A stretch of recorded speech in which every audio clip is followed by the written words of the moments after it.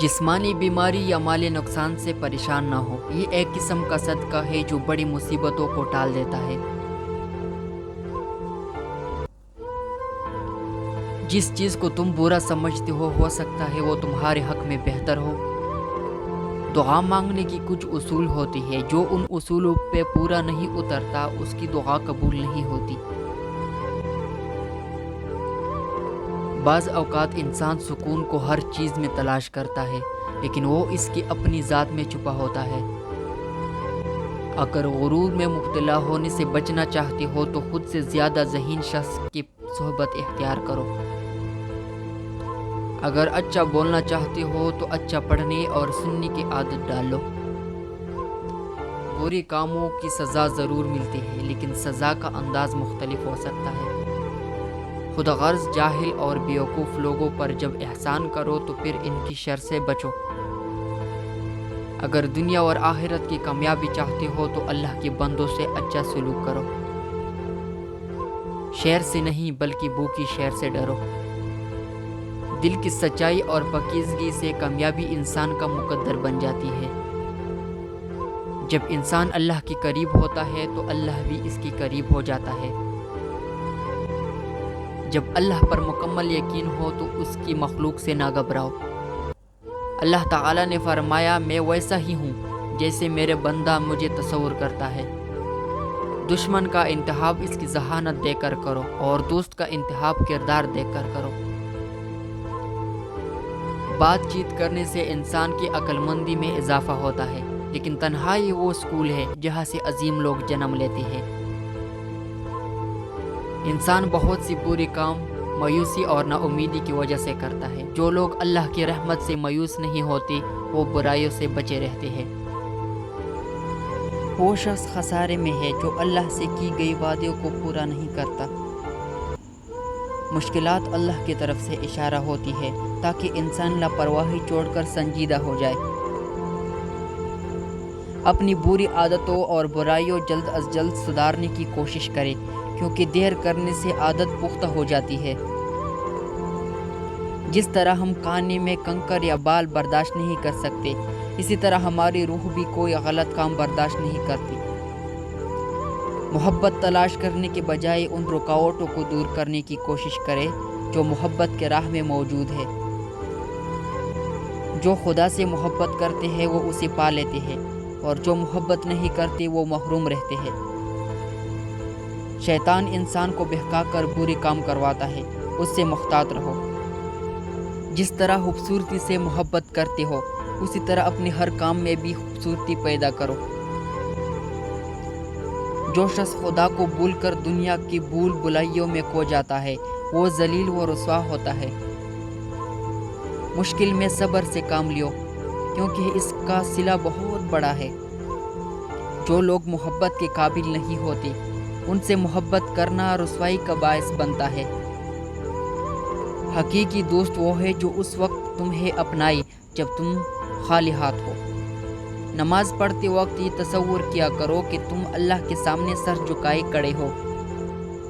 جو لوگ خدا سے دور ہیں ان کی زندگیوں سے سبق سیکھے اور اپنی اصلاح کرنے کی کوشش کرے۔ ان کو فالو کر کے اپنی زندگی تباہ نہ کرے۔ سچ جانی بغیر کسی کے بارے میں غلط بات نہ پھیلائے۔ جو شخص اپنی نفس کو مار کر اللہ کے آگے سر جھکاتا ہے وہ عظیم انسان ہے۔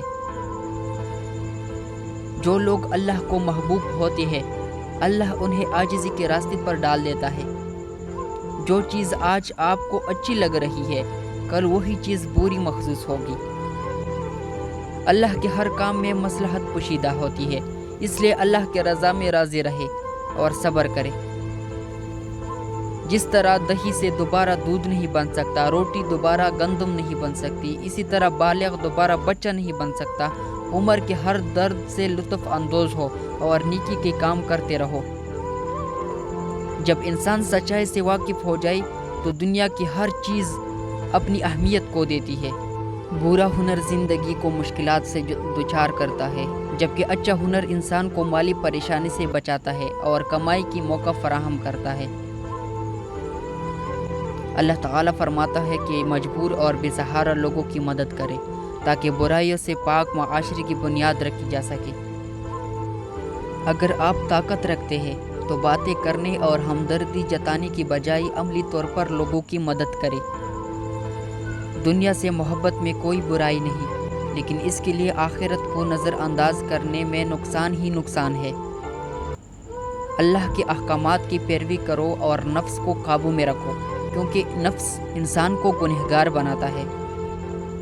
اگر حق کی راہ میں مشکلات کا سامنا ہو تو حضرت بلال کی زندگی سے سبق حاصل کرو۔ اپنی گناہوں اور غلطیوں پر شرمندہ ہونے اور ان کی معافی مانگنے سے اللہ پاک معاف فرما دیتا ہے۔ جس شخص کا دل رسول پاک صلی اللہ علیہ وسلم کی محبت سے خالی ہے وہ بہت بد نصیب ہے۔ پیار کا اظہار زبان سے نہیں، عمل سے کرو۔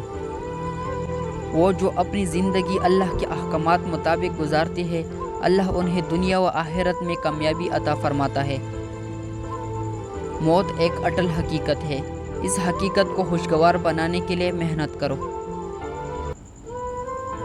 کامیابی اس کا مقدر کبھی نہیں بنتی جو اپنی انا کی خول میں قید ہے۔ اگر اپنی آخرت سنوارنا چاہتے ہو تو اپنی زندگی آپ صلی اللہ علیہ وسلم کے تعلیمات کے مطابق گزارو۔ دنیا میں ایسا مقام حاصل کرو کہ لوگ تم جیسا بننے کی خواہش کریں۔ جو لوگ عیش و عشرت میں پڑھ کر خدا کو بھول بیٹھتے ہیں، ذلت ان کا مقدر ہے۔ ہر حال میں اللہ کے شکر گزار رہے اور مشکل میں شکوی شکایت اور ناشکری نہ کرے۔ دین کا پیغام پھیلانے کے لیے قابل لوگوں کا انتخاب کرو۔ نیکی ہمیشہ اللہ کے خوشنودی کے لیے کرنی چاہیے، لوگوں کو دکھانے کے لیے نہیں۔ اپنی نفس کو قابو میں رکھو، کیونکہ یہ ایک خونخوار درندے کی مانند ہے جو انسان کو گناہوں کی گہری دلدل میں ڈال دیتا ہے۔ اچھی باتوں کو صرف لکھنے، پڑھنے اور سننے پر توجہ نہ دے، بلکہ ان پر عمل کرے تاکہ آپ ایک اچھی انسان بن سکے۔ جو شخص اللہ کو پا لیتا ہے خود کو اور دنیا کو بھول جاتا ہے۔